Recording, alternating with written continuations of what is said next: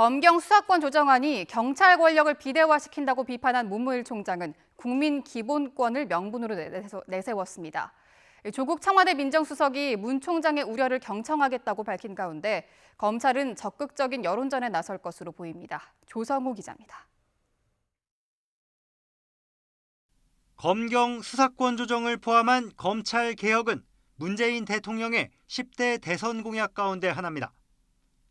고위공직자 비리 수사를 전담하는 공수처를 설치해 검찰 권력을 견제하고 검찰이 독점한 수사권과 기소권을 분리하겠다는 겁니다.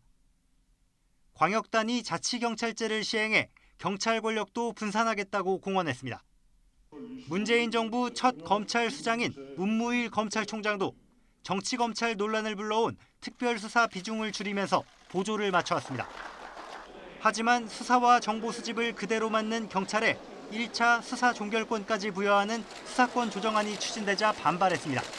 어떤 경우에도 국민의 기본권 보호에 빈틈이 생기는 경우가 없어야 한다고 생각하고, 수사권 조정안을 보면 범죄 혐의가 있으면 경찰이 검찰에 사건을 넘겨야 하지만 혐의가 없다고 판단되면 자체적으로 수사를 끝낼 수 있습니다. 경찰이 사건을 넘기지 않는 과정이 부당해 보인다면 검찰이 기록을 60일 동안 검토하면서 경찰 처분을 살펴볼 수 있습니다.